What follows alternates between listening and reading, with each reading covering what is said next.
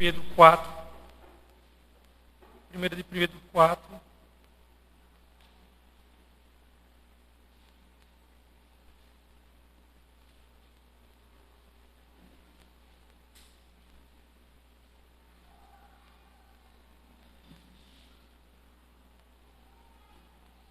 Dos versos 1 até o versículo de número 6. 1 Pedro, do 1 ao 6, todos encontraram. Nós estamos voltando à série de Pedro. Nós paramos ela ano passado e eu concluí o capítulo 3. E agora nós iremos começar esse capítulo 4, se Deus quiser. Diz assim a palavra de Deus: portanto, uma vez que Cristo sofreu corporalmente, armem-se também do mesmo pensamento, pois aquele que sofreu em seu corpo rompeu com o pecado, para que no tempo que lhe resta, não vivam mais para satisfazer os maus desejos, os desejos humanos, mas sim para fazer a vontade de Deus. No passado, vocês já gastaram tempo suficiente fazendo o que agrada aos pagãos. Naquele tempo, vocês viviam em libertinagem, na sensualidade, nas bebedeiras, nas orgias e na idolatria repugnante. Eles acham estranho que vocês não se lancem com eles na mesma torrente de imoralidade, e por isso os insultam. Contudo, eles terão que prestar contas àquele que está pronto para julgar os vivos e os mortos. Pois isso mesmo, o Evangelho foi pregado também a mortos, para que eles também, julgados no corpo, segundo os homens, vivam pelo Espírito, segundo Deus. Irmãos, Pedro começa aqui com uma conjunção conclusiva. Portanto, ele está aqui fazendo um paralelo com aquilo que ele vinha falando, que nós estudamos da última vez, o ano passado, do capítulo 3. Então, aqui, quando ele diz, portanto, esse início do capítulo 4, na verdade, é um fechamento da ideia de tudo aquilo que ele vinha falando no capítulo anterior, nos versos anteriores. E aí Pedro diz assim, portanto, e aqui, irmãos, o que esse texto que nós acabamos de ler, ele traz para nós hoje, é a ideia, esse texto é um texto corretivo, ele é uma espécie de corretivo, que vai mostrar como é a nossa conduta e a nossa vida depois que nós entregamos nossa vida a Cristo. O que esse texto vai nos mostrar para nós essa noite é que o cristão, à semelhança de Cristo, ele deve se armar. Mas não se armar de revólver, com faca, mas ele deve se armar da mesma resolução que Cristo teve em obedecer ao Pai, de viver de uma maneira intencional, apesar das tentações do pecado. Obviamente que nós vamos fazer isso não na mesma maneira que Cristo, porque ele não tinha pecado. Mas o que o texto está dizendo assim é que vocês devem armar-se de um pensamento resoluto, de abrir mão do pecado, a fim de obedecer a Deus. E eu quero ver 3 coisas com vocês nesta noite, à luz desse texto. A primeira coisa que eu quero ver com vocês é que o cristão ele prefere sofrer, o que o texto está dizendo é isso, que o cristão ele prefere sofrer em vez de ceder ao pecado. Em vez de fazer conivência com o pecado, ele prefere arcar com as consequências. A outra coisa que o texto vai nos mostrar é que o cristão ele prefere fazer a vontade de Deus mesmo sendo difamado pelos incrédulos. O texto vai mostrar isso. E a terceira coisa é que os incrédulos, eles vão prestar contas diante de Deus, por suas atitudes. E aí o versos 1, irmãos, vai mostrar que o cristão, ele prefere sofrer em obediência do que, na verdade, ser conivente com o pecado.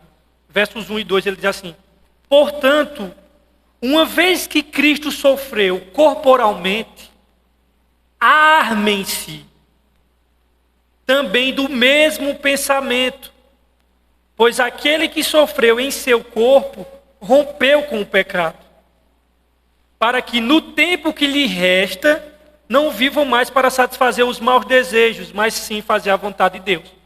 A minha tradução é NVI, a de vocês usa a palavra corpo, no verso 5 diz assim: portanto, Cristo sofreu na carne, a de vocês usa carne, né? No versos 2 também a de vocês vem usar a palavra carne. E aí, irmãos, eu quero aqui, primeiro, abrir uma digressão, um parênteses aqui, para que nós possamos entender o conceito de carne na Bíblia. Porque na cabeça de Pedro, carne aqui é uma coisa. Na teologia paulina, carne já é outra coisa. Porque se nós não fizermos essa distinção, nós vamos se dar ruim. Nós vamos se dar mal na interpretação e vai dar ruim no final. Porque quando Paulo fala de carne e obras da carne, lá em Gálatas principalmente, ele está se referindo ali à natureza adâmica caída, rebelde, infectada pelo pecado. E ele diz que os que andam na carne não podem agradar a Deus. Pedro, por sua vez, usa o termo carne aqui, não é mesmo sinônimo de Paulo. Carne aqui é o tempo de vida, é a vida aqui física, já não tem aquela conotação pecaminosa. Então, não entenda carne aqui quando diz assim, Cristo viveu na carne. Poxa, então Cristo viveu na carne? Foi, pois tá bom, Cristo até foi carnal. Não é o mesmo sentido de Paulo, meu querido. Quando diz que Cristo aqui na carne, estava falando aqui, Cristo vivendo a vida no corpo. Deu para entender aqui a diferença? Porque se você pegar a carne ali, em Paulo, e jogar achando que é a mesma coisa que Pedro está falando aqui, você já está infringindo regras básicas da hermenêutica. Porque a Bíblia interpreta a Bíblia, e um versículo e uma passagem, ela deve ser interpretada à luz do seu contexto. E o que é contexto? O contexto é os versículos que antecedem e os versículos que sucedem àquela passagem. E interessante é que o contexto ele é rei. O contexto é determinante. Então você vê que a palavra carne no Novo Testamento ela tem várias significações. Tem a ver com a vida pecaminosa, a natureza de Adão. Em Coríntios, carne às vezes vai aparecer no sentido de carne de açougue. Carne, muitas vezes, na Bíblia vai se referir não a essas duas coisas, mas sim ao nascimento de Jesus. O verbo se fez carne. O verbo se fez pecado, foi? Não. O verbo se fez homem. E aqui, por sua vez, carne, nenhuma dessas coisas. Carne aqui é vida. É a vida aqui debaixo da terra. É a vida humana. Então, nós temos que ter muito cuidado quando se trata disso. Então, quando o texto diz assim... Uma vez, a minha facilita, né, que é a NVI, uma vez que Cristo sofreu corporalmente, a de você deve Cristo sofreu na carne, né? E ali sofrer na carne tem nada a ver com carne de Adão, carne e pecado, tem a ver com sofreu na vida, sofreu aqui. Ao versos 2 de vocês diz assim, para que no tempo que lhe resta na onde? Na carne, né? Então, irmãos, fecha-se aqui essa digressão. A primeira coisa que nós devemos entender, irmãos, é que aquele que é nascido de novo, ele já não anda na prática do pecado. Isso é um ponto. Pedro diz, olha, uma vez que Cristo sofreu na carne, sofreu corporalmente, e sofreu por conta da obediência a Deus, porque mesmo ele, lá no jardim de Getsemane, ele diz, Pai, se possível for, passa de mim esse cálice, mas não seja feita a minha vontade, a tua. Ou seja, ele sofreu por quê? Para obedecer à vontade de Deus.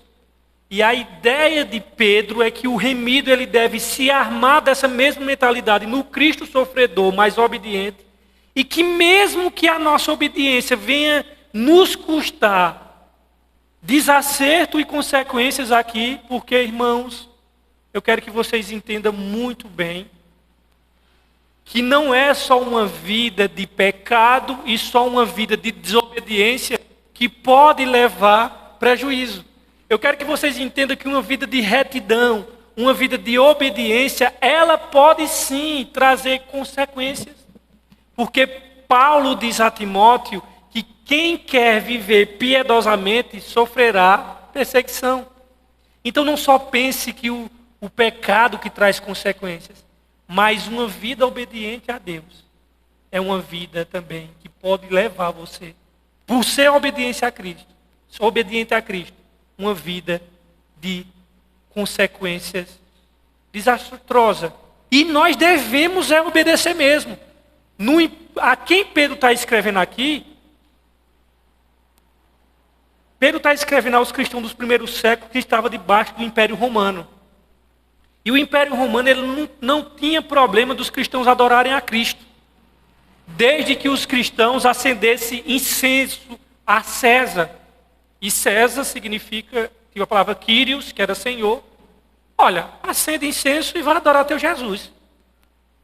E os cristãos diziam, incenso? Aqui, ó.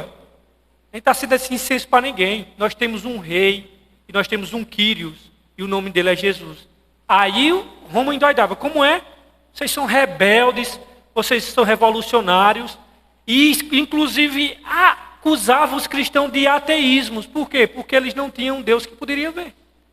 E os cristãos diziam mais, olha, o Deus de vocês, eles são falsos, eles são ídolos, eles não são verdadeiros.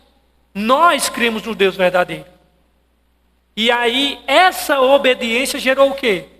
Mártires, cristãos jogados no Coliseu para ser comido por leões, cristãos sendo queimados vivos para incendiar as noites escuras de Roma, por obediência. Trazendo por nossos dias, um cristão sim, se ele for fiel, ele pode muitas das vezes até perder o emprego dele, se o emprego dele tiver corrupção. Porque não tem nada mais que os homens ímpios, imersos e absortos na corrupção, detesta é alguém reto ali no meio. Ou vai se misturar, ou a gente vai armar um meio de tirar ele daqui, porque esse cara vai ser uma pedra no nosso calcanhar. E o que Pedro está nos exortando, irmãos, é, olhe, seja obediente, mesmo que isto custe consequências desastrosas para você. E a palavra que ele, olha, arme-se da mesma mentalidade do Cristo ressurreto, que foi obediente até a morte e morte de cruz. Teve tentação para ele? Teve. Quiseram várias vezes fazê-lo rei. E ele escapava. Porque eles queriam fazer Jesus de um rei político. Subjugar Roma e assumir o posto ali em Israel. E Jesus disse, não. Agora não. Agora o primeiro mandato do Pai é cruz. Eu vou reinar, mas é na segunda vinda. Então entenda bem, irmãos, que o cristão, aquele que é realmente nascido de novo, ele não vive na prática do pecado, porque é isso que João diz. Aquele que é nascido de Deus, ele não vive na prática do pecado. E João diz por que ele não vive mais na prática. Porque a semente de Deus está nele.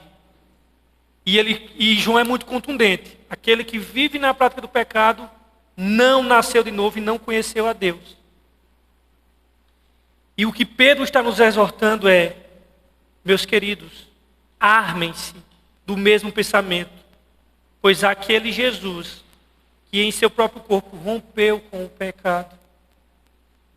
E aí no versos 2 ele diz assim, para que no tempo que lhe resta, vocês não vivam mais para satisfazer os maus desejos humanos, mas a vontade de Deus. Ele faz um contraste aqui entre eu fazer a minha vontade ou fazer a vontade de Deus.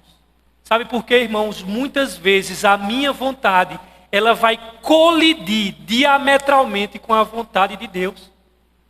Não tem como, irmãos.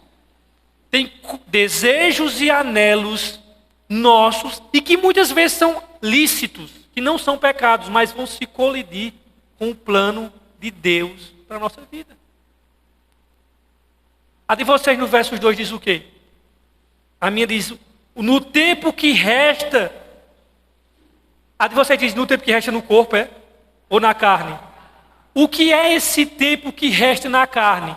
Irmãos, esse tempo que resta na carne é o resto da sua vida depois de Cristo.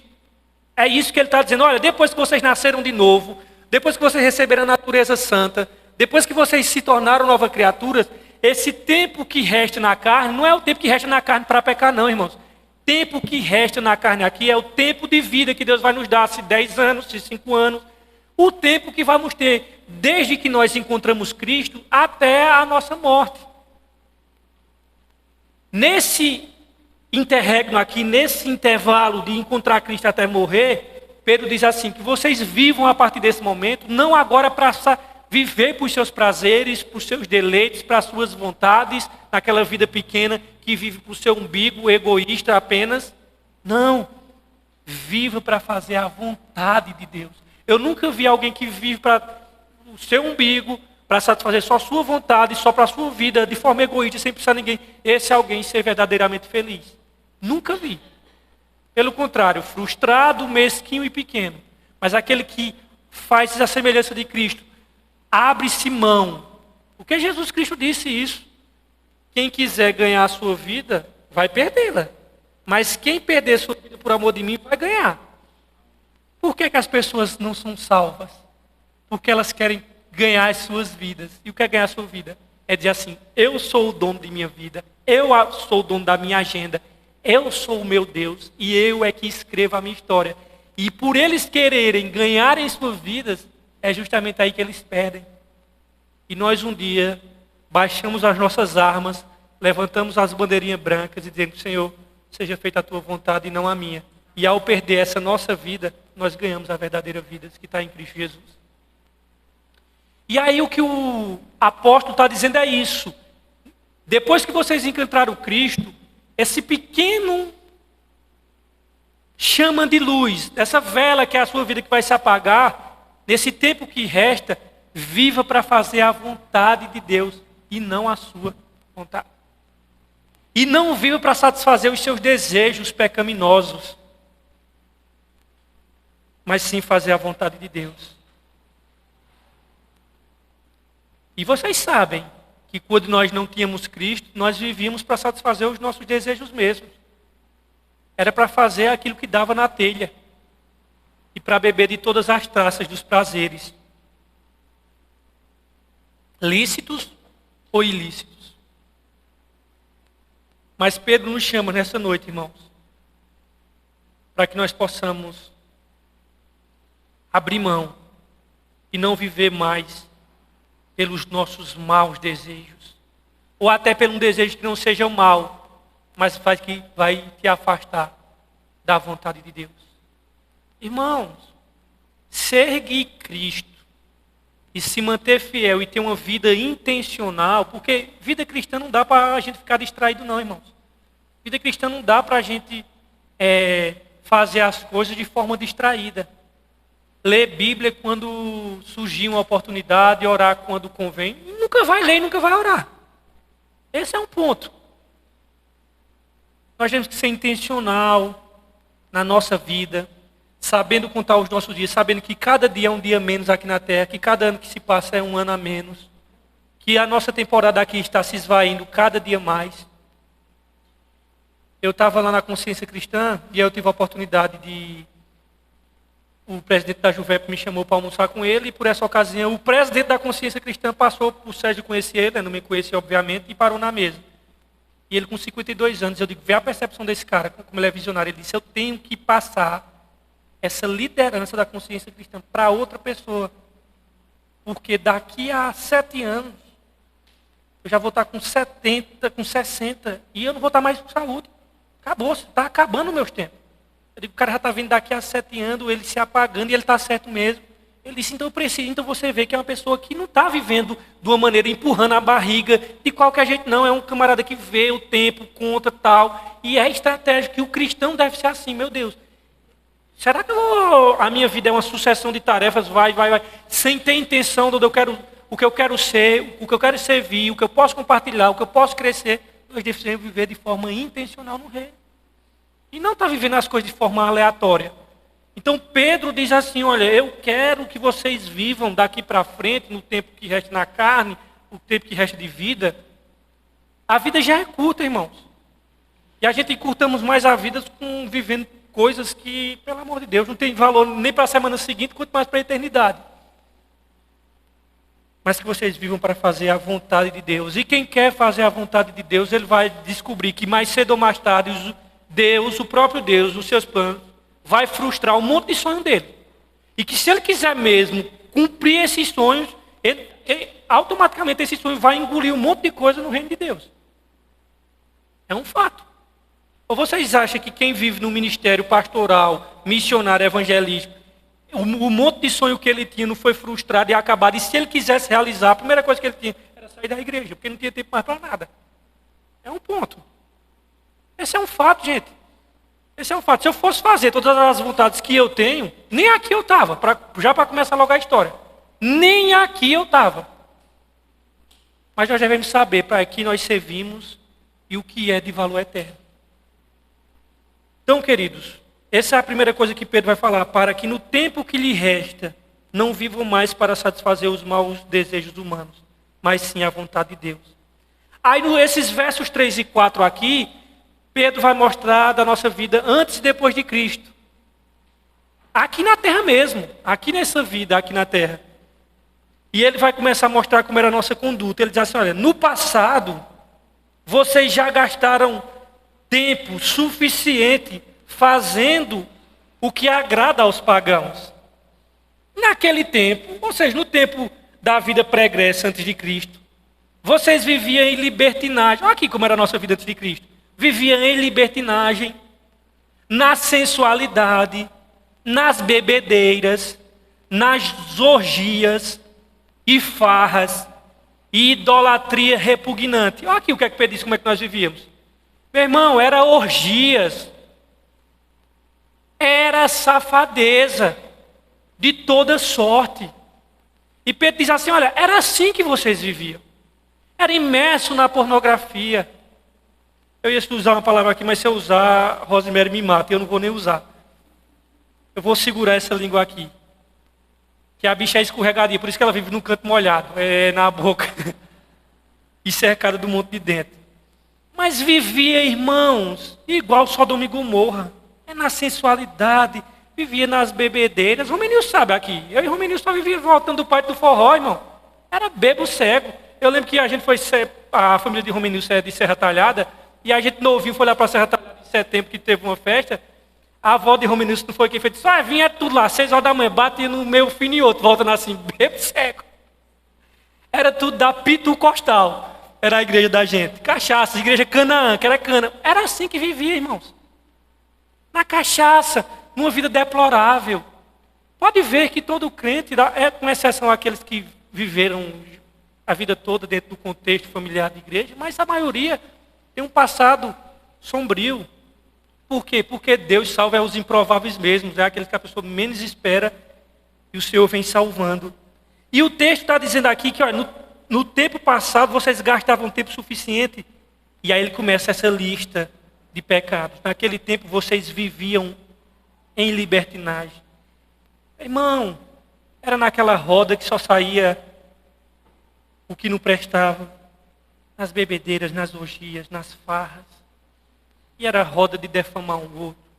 A boca era uma verdadeira fossa. E era assim que Pedro disse que nós vivíamos. Era nessa vida deplorável, é nessa vida lamentável. E é assim que os cristãos e que os pagãos vivem, irmãos. É só você ver que depois que nós invocamos Cristo, irmãos, naturalmente houve uma ruptura. Muitas das nossas amizades hoje já não permanecem tão amigos assim. Não é que nós nos intrigamos, mas é que a gente já não compactua mais daquilo. E quando ao passar do tempo, nós começamos a enxergar quem eram aqueles nossos amigos, muitos deles que eu olho hoje, eu digo, meu Deus, vê a vida dos camaradas, só de ladeira abaixo. E a pessoa pensa, Senhor, se não fosse a tua graça e misericórdia, eu estaria do mesmo jeito e pior. Uma vida que a pessoa diz, ao passar do tempo só foram piorando como ser humano, cada vez mais burro, não melhoraram em nada acerca de como ser humano, mentalidade, conhecimento em geral, melhoraram nada na vida, só foram de ladeira abaixo. Porque uma vida com Cristo, ao passar do tempo, ela só vai melhorar, irmãos. Pode ter certeza disso. Uma vida com Cristo, de comunhão, fazendo as tarefinhas de casa, uma vida devocional diária, se alimentando, lendo a palavra, aquelas coisas básicas, o arroz e feijão. Isso é igual academia. Você em todo dia parece que não faz efeito, mas depois de anos, você vê o resultado. E uma vida de peregrinação com Jesus, usando os meios de graças, parece que 1 mês, 2, 3. Depois de anos, as próprias pessoas conseguem enxergar. As próprias pessoas que há muito tempo te viu, fica chocado. Fica assim, meu Deus, é outro ser e um ser melhor. E não é o que o mundo diz. Eu tenho uma raiva dessa palavra, seja a melhor versão de você mesmo. Quem disse que a Bíblia diz que eu tenho que ser a melhor versão de mim? A Bíblia diz que Deus está trabalhando para me tornar a versão de Jesus. Isso é chamado de santificação. Eu não estou aqui para ser a melhor versão de mim. A melhor versão de mim é horrorosa, brother. E a sua também. Nós estamos aqui para nos tornar semelhantes a Cristo. Sua melhor versão e a minha é Frankenstein. É Cristo Jesus, esse é o alvo, não a sua melhor versão. Tira essas coisas que o mundo nos ensina, que isso aí é bobagem para a gente supérflua. Somos aqui chamados a imitarmos Cristo. Aprendei de mim. Ele não diz assim, seja a sua melhor versão. Nada disso. Isso é bobagem, deixa o mundo aqui não. E a gente é outra parada. Deixa eles com essa filosofia deles aí. A vida com Cristo, ela te melhora ao passar do tempo igual ao vinho. Mas eu digo uma coisa a você. Não é a velhice que vai te melhorar e os anos. Nada disso.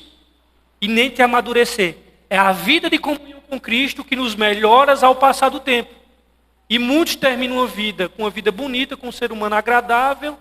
E uma vida... Poxa, esse cara é bacana mesmo. Isso aí é exemplo. E outros terminam a vida pior do que já era. Só foram piorando ao passar do tempo. Então... Ao envelhecer, eu vou melhorar ou vou piorar? Depende. Depende disso, do que você vai fazer com Cristo. Aí eu digo, se melhora ou piora. E aí Pedro vai relatar a nossa vida pregressa, a nossa vida antes de Cristo. Ao versos 4, ele diz assim, olha. Os versos 4, ele vai descrever a raiva que os pagãos têm depois que alguém entrega a vida a Cristo. Que nós que participávamos com eles nessas depravações aqui do versos 3, quando nós cortamos o vínculo e nos posicionamos e quebramos essa tradição, olha o que é que eles dizem no versículo 4. Está pensando que eles ficam felizes, é porque a gente entregou a vida a Cristo? Eles dizem assim, eles quem? Os pagãos, os incrédulos, os ímpios, os filhos das trevas. Eles acham estranho que vocês não se lancem com eles nas mesmas torrentes. A de vocês diz torrentes? Diz o quê? Como é? Desenfreamento, torrente, excesso, perder o freio, vamos usar assim. Na mesma torrente de imoralidade. E por isso os insultam. Oxe, agora tu é crente, agora tu é melhor do que a gente. É porque até semana passada tu estava aqui, na mesma depravação com a gente. Agora tu é melhor do que a gente, tá fazendo. Por que tu não está fazendo mais? Irmão, é assim que eles fazem. Não é para se surpreender, não. Não é para se surpreender. Porque Pedro já está dizendo aqui, irmãos, eles vão insultar mesmo. Só quer ser crente agora, diz que está salvo. Um comedor de feijão e farinha desse, dizer que está salvo. Cara, meu irmão, eu estou mesmo, brother. Estou mesmo. Deram 30 dias. A mim, uma menina lá do Alto Moura disse, você vai ser... Não aguento o carnaval. Graças a Deus, eu estou até hoje aqui. Ela disse outra coisa, aí depois que passou, eu estudava no alternativo aqui, aí eu vinha no ônibus, aí ela diz assim, só aguentou o carnaval porque estava na empolgação, eu quero ver o São João. Ô meus irmãos, é assim que eles agem. E vocês estão com medo de quê, irmãos? Vocês estão tendo alguma novidade? Tá não, já está registrado aqui. É assim que está registrado. Jesus já disse, irmãos, que eles vão nos insultar. Tem cristãos que ficam acuados quando os incrédulos botam furando. Meu irmão, vocês estão acuados que quê? Vocês não lêem Bíblia não, é? Às vezes, né? Claro, a gente tem que orar, irmãos, pelos nossos irmãos que estão sendo perseguidos, igreja perseguida. Mas às vezes os cristãos, meu Deus, estão matando os cristãos já o fim. Meu irmão, tu não está lendo Bíblia não, brother. Jesus disse, eu vou colocar vocês como ovelhas no meio dos lobos. Porque assim, se perseguiram a mim, vai perseguir vocês que são servos. Então, incrédulos perseguindo crente. Crente sendo mal defamado. E eu digo defamado assim porque eles sempre foram. E às vezes é defamado porque dá mau testemunho mesmo. Mas defamado por ser crente mesmo. Isso é normal, irmãos. Vocês estão assustados de quê? Não é para se assustar. Pedro diz assim, olha, versos 4. Eles acham estranho. Está fazendo mais não? Tu não estava com a gente? Quer dizer que agora tu é melhor do que a gente? Parasse por quê? E eu lembro que quando eu me converti, quando eu cheguei no alternativo, eu usava os cabelos arrepiados com 2 argolas na orelha. Quando eu cheguei lá, o cabelo de lado sem argola, os meninos sem saber disseram, eu era o pior da turma, que levava o bonde. Poxa, e ele é crente agora, está de cabelo de lado, sem brinco. E eu disse, eu sou mesmo. Eles disseram, para de brincadeira, viu? Não acreditaram. E graças a Deus, irmão, não era brincadeira, era sério mesmo. É isso que o evangelho faz, irmãos. E os ímpios, vê como o ímpio, ele é hipócrita. Porque você veja, se o cara era um bandido, se o cara era mau, e ele verdadeiramente nasceu de novo, e passou a praticar aquelas práticas, parar de praticar aquelas práticas que ele fazia, seja de tudo que não presta, em vez de ele vibrar com a regeneração desse ser humano, sabe o que é que ele diz? Olha, aprontou, agora te quer crer. Veja, ou seja, tu quer que o indivíduo permaneça bandido para sempre, assaltante para sempre, estuprador para sempre, é? Vê a lógica. Em vez de vibrar, eles ficam com raiva, irmãos. Pedro diz isso. Eles têm raiva da graça de Deus, porque eles queriam que vivesse aquela vida para sempre. Agora é crente, olha, agora dá um de santo. Eles querem que viva assim. E outra coisa, irmãos, não se assustem, porque o mundo fala mal dos crentes. Eles falaram o tempo todo, e não é porque os crentes de hoje em dia, não. Olha aqui, ó. Estamos falando de crente do primeiro século, que recebia chibatada no nome de Cristo, e que não tinha teologia da prosperidade, não. E não tinha loucura do que nós vemos hoje em dia, não. E aqui, ó. Bom testemunho. E o que é que o mundo está fazendo com eles? Acha estranho porque vocês não andam desenfreados como ele. E o que é que o texto está dizendo? A minha diz, eles insultam. Não é porque os crentes hoje estão dando testemunho. O tempo todo foi assim, irmãos. Foi assim. E o que é curioso, eu estava analisando essa semana lá no trabalho. Eu estava analisando não uma coisa que aconteceu, trabalhando, mas pensando nisso. Como o mundo, ele é hipócrita. Pode ver, irmãos, que ele tem 2 pesos de 2 medidas. Quem é crente tem uma... Vamos dizer que o crente deu um mau testemunho. Ele vai dizer assim, ó, por isso que eu não sou. Porque, ó, vê, isso é um hipócrita. Diz que crê numa coisa, mas vive de uma maneira totalmente diferente. Só que eu estava analisando, uma das pessoas mais respeitadas no campo acadêmico de filosofia, que é Jean-Jacques Rousseau. E analisando a história de Rousseau, todo mundo da pedagogia aqui, Cris já deve ter estudado, que é da pedagogia. Rousseau veio com uma proposta de educação sobre crianças, que todo mundo bebe, e o filósofo respeitado trouxe essa questão da proteção infantil, dessa questão da educação das crianças. Sabe o que é que Jean-Jacques Rousseau fez? Pegou os 5 minutos que ele tinha, botou no orfanato e jogou para lá. O cara, ele é referência na questão filosófica. Vai olhar na prática. Ninguém sabe disso. Abandonou o menino que tinha tudinho. E é um cara que todo mundo hoje bebe dele sobre educação e sobre a questão das crianças. Mas como pai, uma desgraça. Mas vê se fala mal de Jean-Jacques Rousseau. É a hipocrisia, irmãos. Porque pro lado do crente sempre vai pesar mais, porque nós estamos num mundo que odeia a fé cristã. O mundo é hostil. Não pense, irmãos, que se mesmo você der um bom testemunho, aquela coisa, o mundo vai ser simpático à fé cristã. Nunca foi e nunca será. Esqueça isso. nós sempre seremos hostilizados, mesmo sendo fiéis.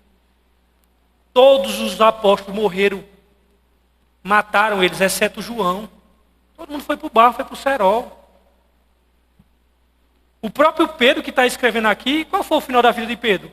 Morto, crucificado de cabeça para baixo, contra a tradição. É assim que aconteceu. Nero matou Pedro. E Pedro, por acaso, aprontou alguma coisa? Nenhuma. Não aprontou nada. Foi fiel ao evangelho. Isso foi suficiente para ele morrer crucificado de cabeça para baixo. E por isso que os incrédulos, irmãos, eles nunca vão vibrar quando alguém se converteu e botar...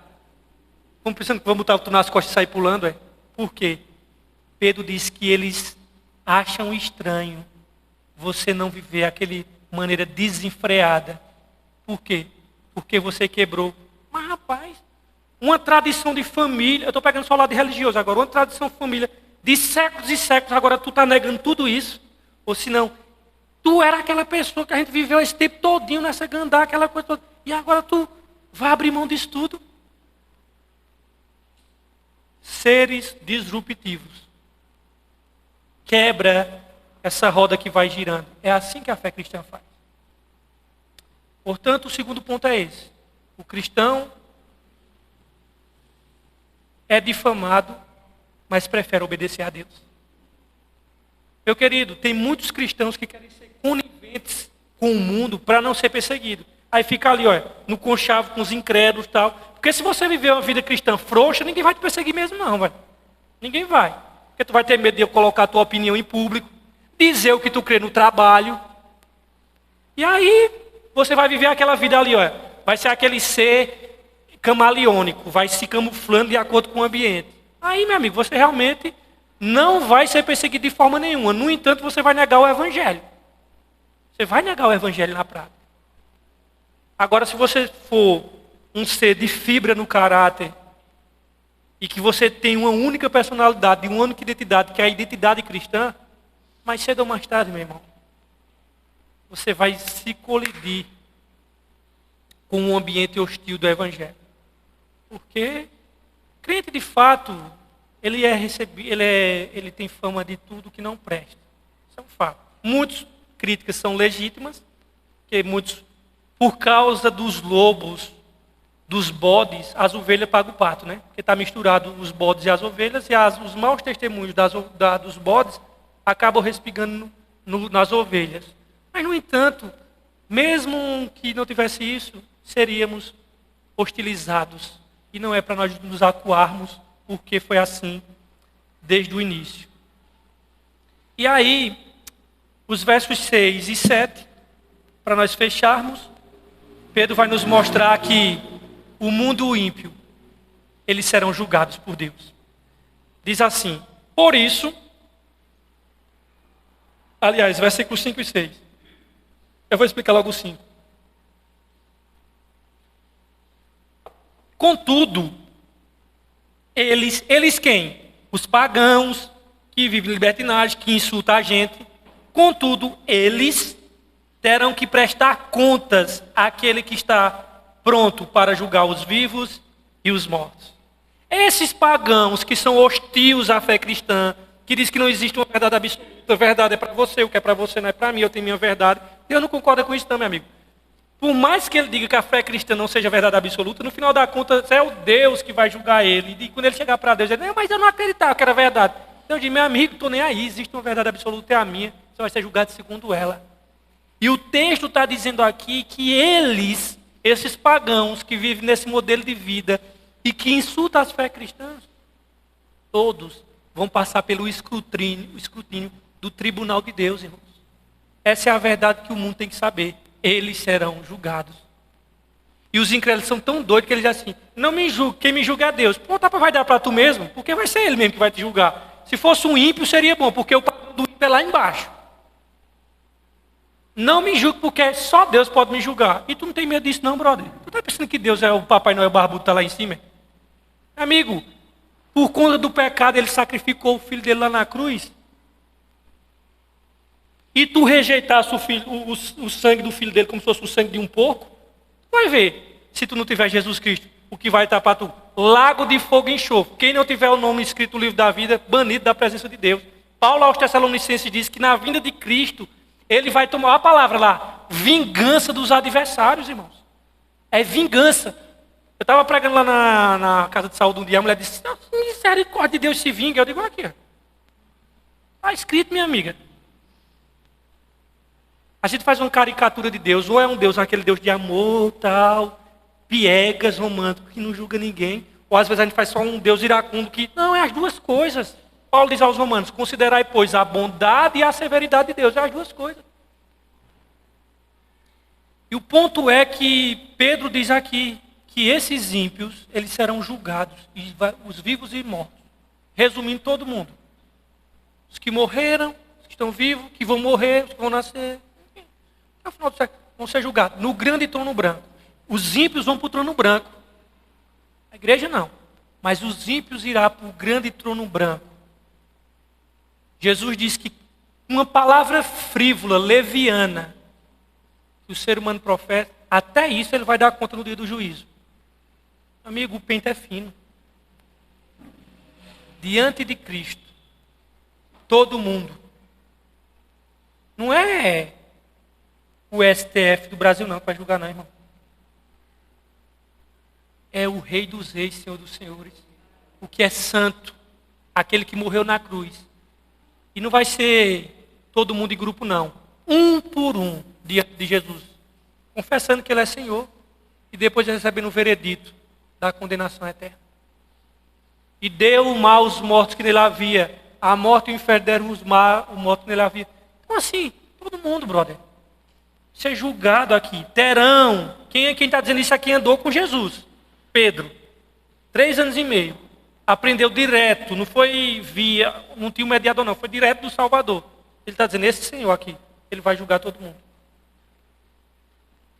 Prestar contas àquele que está pronto. Ele está pronto para julgar. Julgar quem, Pedro? Os vivos e os mortos. E aí nós vamos para a parte mais difícil desse texto. Que tem várias interpretações. Pedro parece que tem uma fissura e uma obsessão com morte, né? Ele já falou da outra vez que foi e pregou aos mortos. Agora ele diz aqui, olha. Por isso mesmo, o evangelho foi pregado também a mortos, para que eles mesmos, julgados no corpo segundo os homens, vivam pelo Espírito segundo Deus. Rapaz, Pedro, na segunda carta dele, ele diz que Paulo tinha pontos difíceis de entender que os incrédulos dizem, olha, rapaz, ele disse que Paulo tinha pontos difíceis de entender. Eu não estou entendendo nem os de Pedro, que ele disse que o evangelho pregado aos mortos, porque isso daqui vem linkar com o último estudo que nós tivemos em Pedro, que é o versículo que diz, no qual também foi e pregou aos espíritos em prisão. E aqui, irmãos, esse verso 6, desde o primeiro, do segundo, terceiro século, tem tanta interpretação, mas eu só vou focar em duas, porque as outras interpretações, elas são muito estapafúrdias, esquisitas, que não valem nem a pena serem mencionadas, mas tem duas que os estudiosos e os acadêmicos se dividem, quando fala que foi pregado também a mortos. Aí tem uma que diz assim, olha, que Jesus, no momento da sua morte e antes da sua ressurreição, ele foi lá no Hades. Aí, essa interpretação que diz que ele foi lá no Hades, ela vai se dividir em 2 grupos. Uns vão dizer que ele foi lá, que isso aí para mim é bizarro, foi lá dar uma segunda chance, tipo assim, vamos fazer um apelo, canta aí e tal, aí, quem quer Jesus? A galera foi. E tem outros que vão dizer, não, ele foi para lá para proclamar a sua vitória aos que estavam em prisão e pegar aqueles que do Antigo Testamento estavam ali. Aí eles vão fazer, eles vão fazer um link lá com Abraão, que estava no seio de Abraão, tal, levar cativo o cativeiro, e levou. Isso é uma interpretação, certo? Então tem essas 2 que eu falei, só que essa outra são mais rejeitadas, né, que vai dizer que não foi uma segunda chance, mas sim, para proclamar a vitória e para pegar os que tinham morrido na promessa. Só que essa interpretação ela tem seus pontos fracos, mas ela tem muito ponto, aliás, tem ponto forte, mas tem muito ponto fraco. Você vai analisar as perguntas que são feitas, às vezes não dá resposta satisfatória. E tem uma segunda interpretação que ela é muito simples e ela não apresenta muita dificuldade, que vai dizer o seguinte, não, Quando Pedro diz assim que, por isso o evangelho foi pregado também a mortos, para que eles mesmo julgados no corpo, na realidade, o evangelho foi pregado a eles que estavam mortos nessa época, que eles morreram, e que quando diz assim, eles mesmos julgados no corpo, ou seja, esses homens ouviram o evangelho, creram, foram executados, tipo os mártires, foram mortos, né, segundo os homens julgados segundo os homens significa que ser executado pelos homens,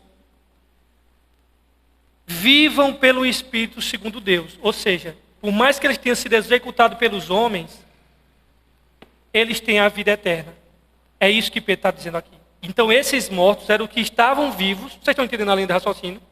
Creram no Evangelho, foram executados pelos homens, mas estão vivos segundo Deus, ou seja, receberam a vida eterna. Essa é uma segunda interpretação. Mas eu sempre digo, o que é que vocês devem fazer? Estude, veja os pontos fracos e fortes de cada um, e veja o que você entende mais do texto. Mas essas basicamente são as duas interpretações. Queridos irmãos, o que é que esse texto quer nos ensinar? Que nós devemos viver uma vida de obediência a Deus, custe o que custar. Que nós podemos viver para Deus, mesmo que a nossa obediência venha trazer prejuízo. Irmãos, o que é ensinado a nós hoje em dia? Por conta da teologia da prosperidade. Venha para Cristo. Vai ser um mar de rosa a sua vida. Vai melhorar. E eles falam no seguinte, na melhoria aqui, porque na eternidade realmente melhora. Mas a melhoria aqui na sua vida. Irmãos, será que é isso mesmo que o Evangelho está ensinando? Venha para Cristo, só vai ser lá assim um rosa, vai ser uma maravilha. Meu irmão, eu quando fui para Cristo, foi botado logo na fornalha. Foi uma crise lá em casa que foi para torar. Foi logo no primeiro ano da minha fé. Os primeiros anos. Então essa ideia, ela é mentirosa, gente.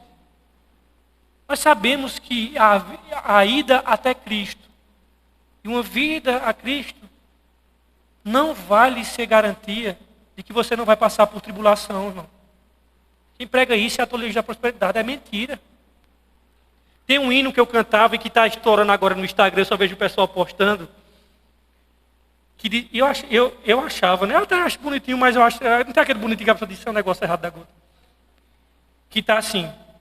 Que é muito antigo esse hino, que diz assim: onde Jesus mora não há tristeza, onde Jesus mora não há dor, não há choro, né? Onde Jesus mora só existe alegria, a gente canta todo dia, é feliz quem tem Jesus no coração. Irmão, isso é mentira. Essa ideia de onde Jesus mora não há tristeza, não se coaduna do que Paulo diz. Paulo diz que sentia tristeza. Não se coaduna, onde Jesus mora só existe alegria. Jesus diz assim, manda ler lá o que eu disse lá em João, no mundo tereis aflições. Então, esse hino, ele pode ser bonito, mas ele não é verdade, irmãos. Ele é mentira. Onde Jesus mora, há tristeza sim. Onde Jesus mora, acaba vinho, como acabou no casamento, onde ele estava presente. A não ser se você quer dizer assim, ó, onde Jesus mora lá, né? No céu não há tristeza, se for lá, beleza. Aí, brother, a gente tudo mais se for. Mas o hino não está querendo dizer isso. Está querendo dizer que na casa de um salvo, não existe tristeza. Irmãos, isso é uma enganação para os incrédulos vir, uma isca falsa, porque isso não é verdade. Isso não é verdade, gente.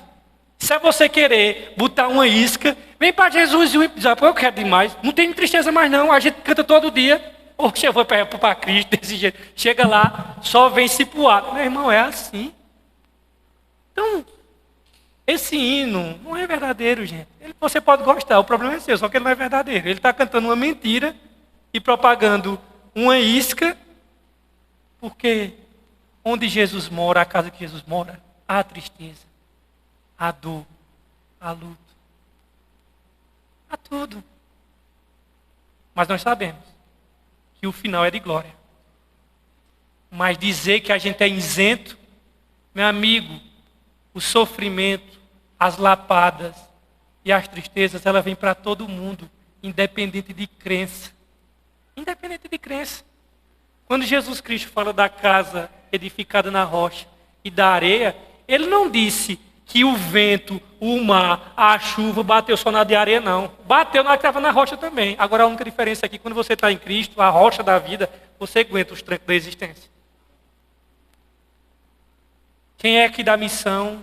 Duas coisas proibidas. Se eu ver no WhatsApp ou no Instagram, eu vou no direct. É botar essa música, pelo amor de Deus. E quem for pai aqui já pode cortar, viu? Porque se for pai e postar, eu vou logo no pai. Ô, brother, tu não está pensando nos teus filhos, não? E pelo amor de Deus, gente, não me mate de vergonha, não. Não diga que tem signo, não. Porque se você dá missão Boas Novas, se você não for dar missão Boas Novas, beleza. Agora se você for... Eu vi uma figura que era de outra igreja, dizendo que tinha signo. Eu fui lá no direto e digo, minha irmã, se tu fosse da minha igreja, eu tinha dado uma... E tu ia colocar o que eu digo? Que isso é mentira, que tu não é bíblica, que tu é... Sai dizendo. Então não me mate de vergonha, não. Você quer dar missão Boas Novas, nem diga que tem signo. E também não bote esse hino dizendo... Onde Jesus mora não há tristeza, onde Jesus mora... Eu já cantei isso, mas era pequeno. Deus não leva em conta o tempo da ignorância. Onde Jesus mora só existe alegria.